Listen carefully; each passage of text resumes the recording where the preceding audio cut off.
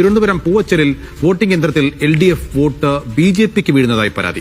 പൂവച്ചൽ ഗ്രാമപഞ്ചായത്ത് പുതിയവിള വാർഡിലാണ് ഈ പരാതി ഉയർന്നത്. പരാതിയെ തുടർന്ന് 1.5 മണിക്കൂർ പോളിംഗ് തടസ്സപ്പെട്ടു. പുതിയ വോട്ടിംഗ് യന്ത്രം എത്തിച്ചാണ് വോട്ടിംഗ് പുനരാരംഭിച്ചത്.